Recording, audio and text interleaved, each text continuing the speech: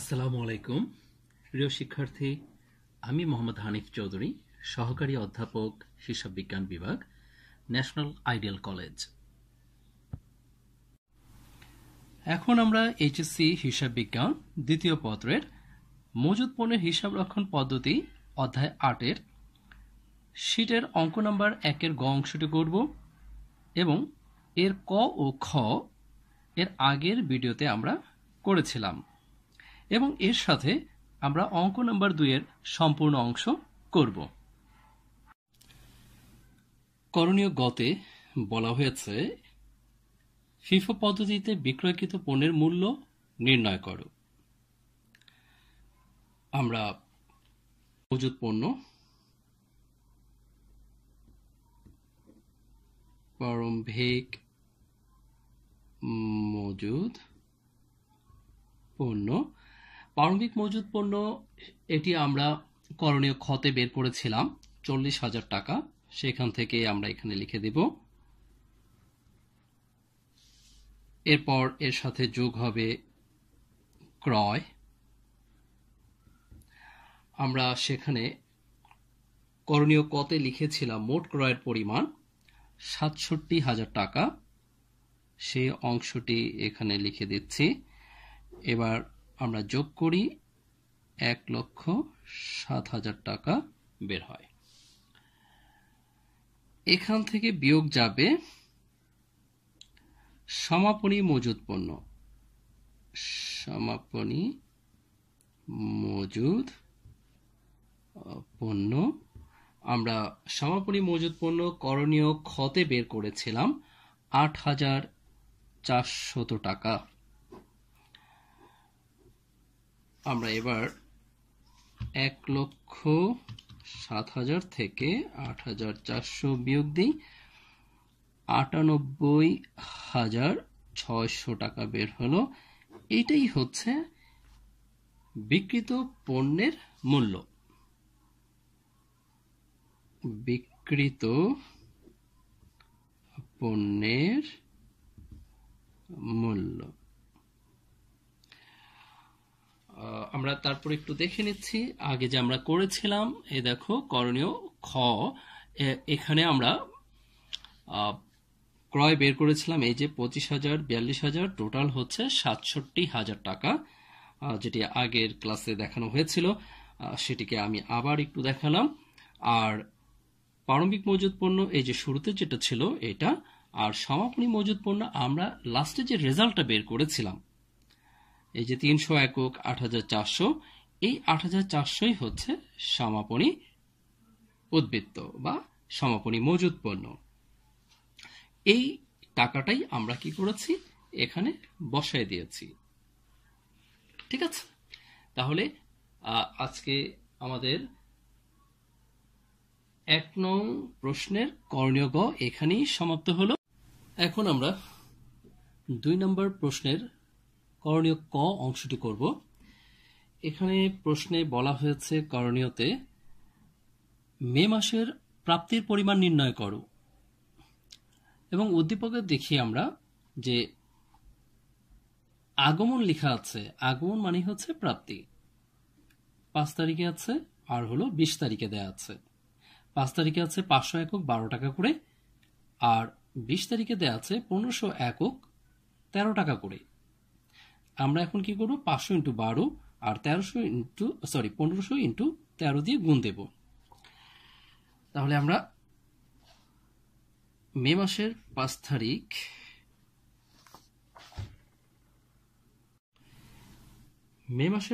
তারিখে আগমন ৫০০ একক,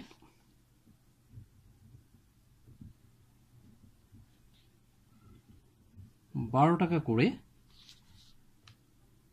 ৬,০০০ টাকা। এটা আমরা ঘর না করলেও পারতাম।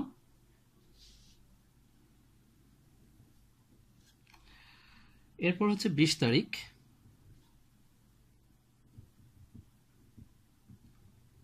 আগমন ১৫০০ একক ১৩ টাকা করে, ১৫০০ ইন্টু ১৩ 19,500, 19,500। তাহলে আমরা এখানে মোট পাচ্ছি 25,500। এটাই হলো আমাদের মোট প্রাপ্তির পরিমাণ।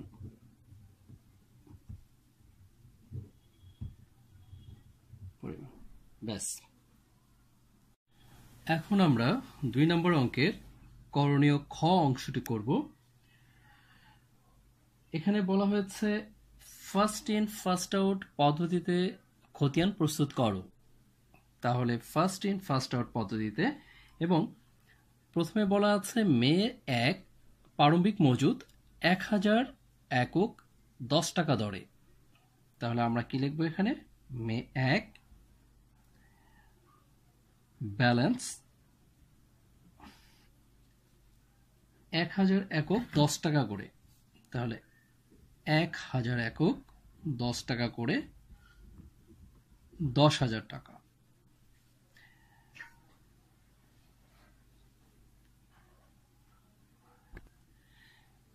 মে মাসের 5 তারিখে আগমন 500 একক 12 টাকা করে।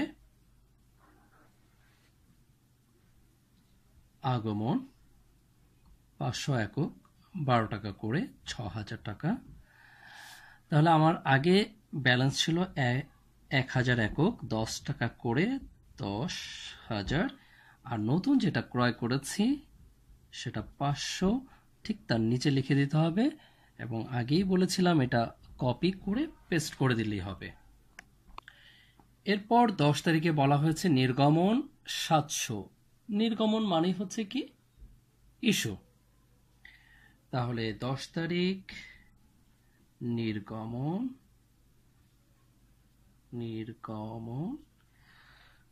700 একক। 700 একক। আমাদেরকে কি বলেছে? First in first out. তাহলে আমাদের প্রথমে কোনটা ছিল? 1000 10 টাকা রেটের। তাহলে এই 1000 থেকে আমরা 700 ফার্স্টেই প্রেরণ করে দেব। তাহলে হবে কত? 7,000 টাকা। এখন এই 1000 থেকে 700 চলে গেছে, থাকে কত? 300 একক 10 টাকা করে 3,000 টাকা। আর এটা তো পুরোপুরি ইনট্যাক্ট অবস্থায় আছে, তাই এটা পুরোটাই আমরা নামিয়ে দেব।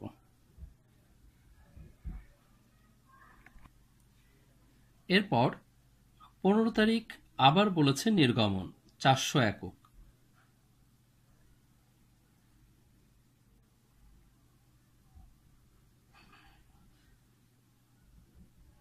400 একক।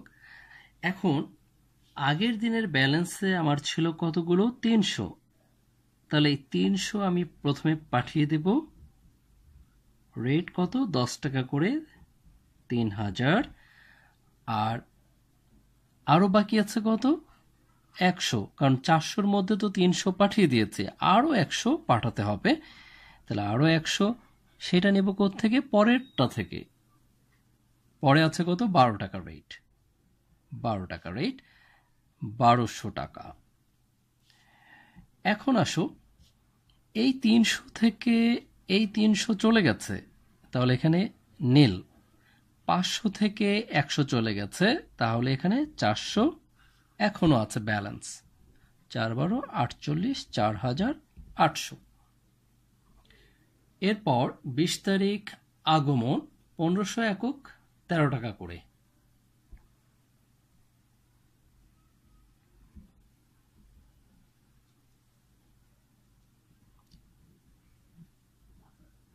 তেরো টাকা করে এখানে আসবে হচ্ছে 19,500 টাকা। এবার ব্যালেন্স, আগের ব্যালেন্সটাকে আমরা প্রথমেই বসিয়ে দেব। এরপর আমরা যেটা ক্রয় করেছি এটাকে ঠিক তার নিচে লিখে দেব 19,500 টাকা। এরপর 25 তারিখ নির্গমন 1000 কেজি।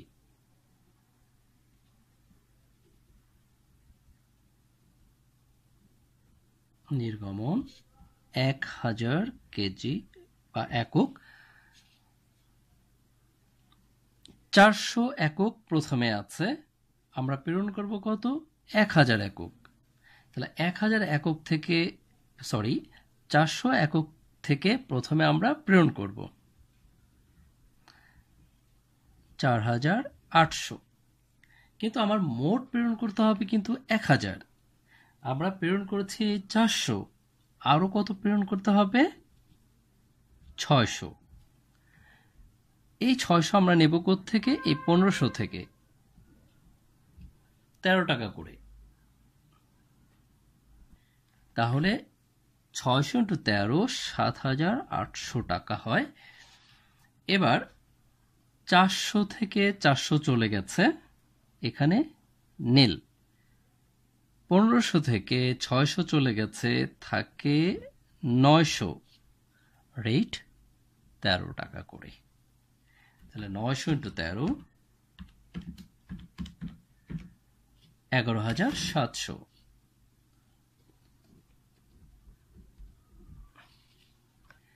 এখন আমরা কি করব? এটা নামিয়ে দেব, নামিয়ে ক্লোজ করে দেব। ব্যাস, শেষ আমাদের খ অংশ। এখন আমরা 2 নম্বর অঙ্কের করণীয় গ অংশটি করব। এখানে বলা হয়েছে মে মাসের মুনাফা নির্ণয় করো ফার্স্ট ইন ফার্স্ট আউট পদ্ধতিতে। আমরা বিক্রয় থেকে বিক্রিত পণ্যের ব্যয় বিয়োগ দিলে যে ফলাফলটি বের হবে সেটাই হচ্ছে মুনাফা।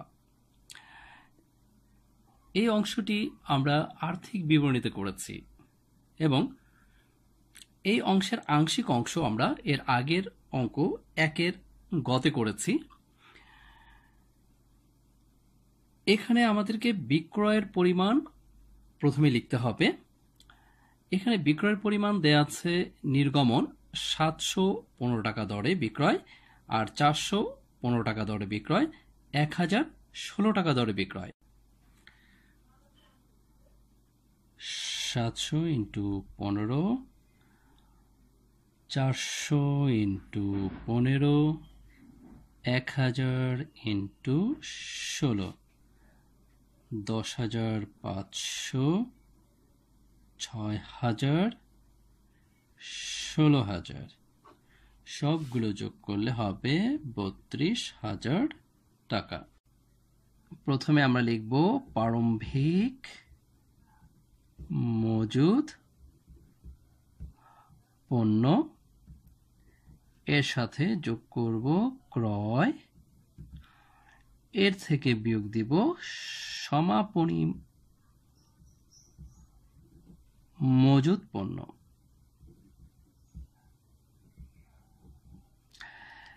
এবার প্রারম্ভিক মজুদ পণ্য যেটা আমরা বের করেছিলাম খতিয়ানে, আমরা সেই খতিয়ানটা একটু দেখি। খতিয়ানে এই যে প্রারম্ভিক মজুদ 10,000 টাকা এবং সমাপনী মজুদ হচ্ছে 11,700, আর আমরা মোট ক্রয়ের পরিমাণ বের করেছিলাম 25,500। এখন আমরা এর রেজাল্টগুলো তাহলে বসিয়ে দিই। প্রারম্ভিক মজুদ পণ্য আমরা দেখেছি 10,000, ক্রয় আমরা বের করেছি 25,500, আর সমাপনী মজুদ পণ্য আমরা বের করেছিলাম 11,700। এবার এগুলোকে আমরা যোগ বিয়োগ করি। 10,000 যোগ 25,500 বিয়োগ 11,700 আসে 23,800 টাকা। তাহলে এটাই হচ্ছে বিক্রিত পণ্যের ব্যয়ের পরিমাণ। এখন বিক্রয় থেকে বিক্রিত পণ্যের ব্যয়টা বিয়োগ দিই।